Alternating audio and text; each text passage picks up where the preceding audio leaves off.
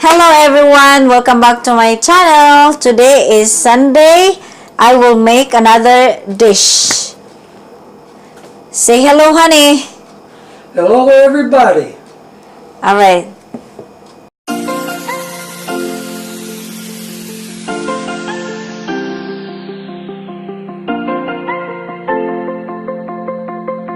Hi guys, I'm back, and if you are not subscribed in my channel yet, please do subscribe and hit the bell so you will be notified every time I will post a new video. Hi guys, and the dish that I'm talking about is so-called sweet and sour pork. In Filipino or in Bisaya, this is called humba. So guys, the main ingredients is of course pork, chopped pork. The next one is there's garlic, and of course there's onions and yellow bell pepper. Supposed to be red bell pepper, but since I don't have red bell pepper, I am using yellow bell pepper. Okay, I think it's the same. The next one, of course, I will use what's this? Guess what is this? Soy sauce. The next one is vinegar. An apple cider vinegar. The next one is a cornstarch. The next one is 3 spoons of sugar. Of course, we will put a sugar because it's called sweet and sour pork. And the next one is a bowl. This one we will put the pork in here when it's done cooking. The next one, a pot. We will use this to cook the pork. Okay. All right, guys. The next step that we will do is. Okay, guys. The next step that we will do is.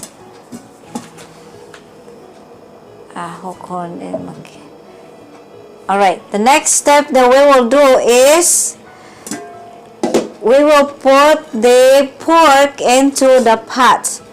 But don't worry guys, I already washed the pork and I washed my hands before I will work on this. Okay, now I will put the pork in the pot. Alright. The next thing that we will do is we will put the soy sauce in here. This is 3 tablespoons of soy sauce.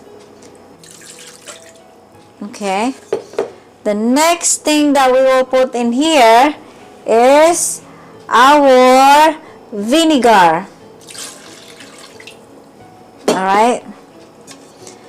And of course we will stir it like that. Stir it, Miss Gemma. And the next thing that we will add in it is our garlic. And the next one is the onions. And also the pepper. Okay. And of course we will stir everything in here. And the next one that we will put is our sugar. Alright, the sugar is in here and we will stir everything. Okay.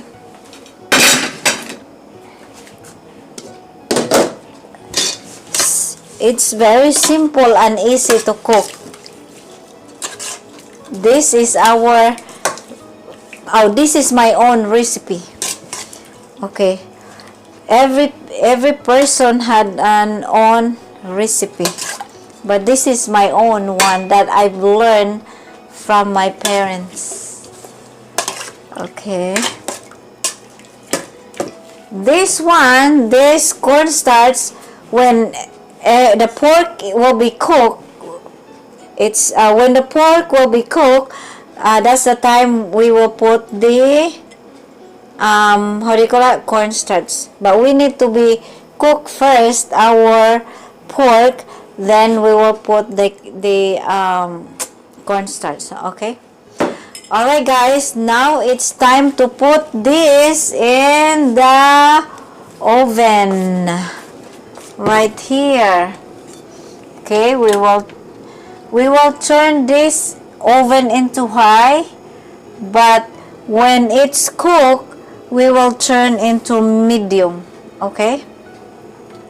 Alright guys, everything is in there. Now we will cover it. We will cover our pork, and we will wait till like we will wait until like 8 minutes to be cooked. Okay. All right, see you and after 8 minutes. I'm back, and now it's time for us to check our sweet and sour pork. Let's see if it's ready. Alright guys, I think it's ready. And now the next thing that we have to put in here, the last thing that we need to put in here is our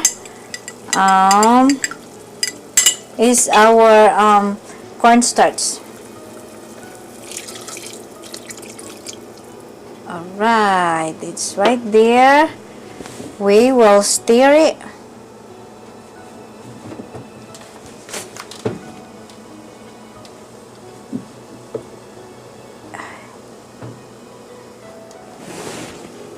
We will stir our pork. Alright.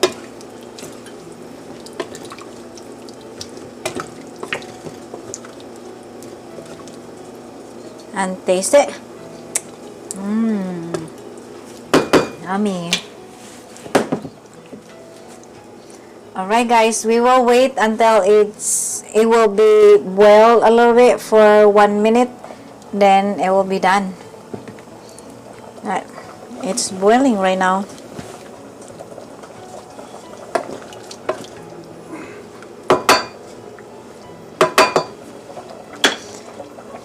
Alright.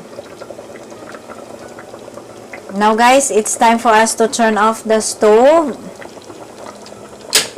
And then we will get the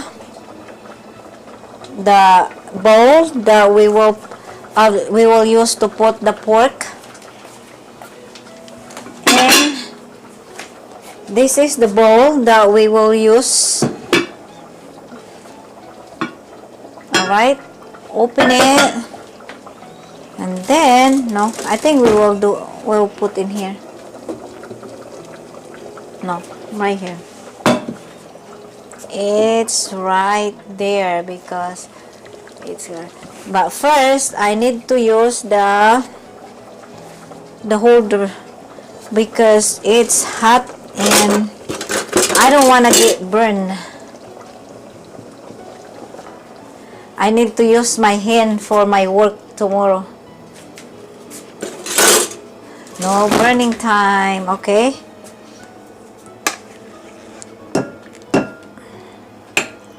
Transfer it right there.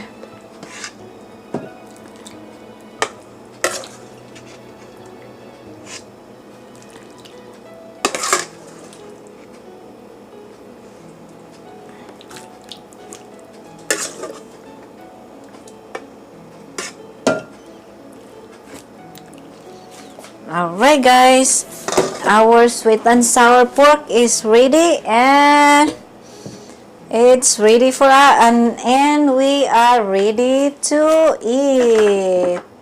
Here you go, guys. This one. This is our sweet and sour pork. Alright, guys. I hope you enjoy my cooking style, and thank you for watching, and please don't forget to subscribe and hit the bell so you will be notified every time I will post a new video. Bye everyone! I see you in my next video. Say bye, honey! Bye! Alright guys, bye-bye! Have a good weekend!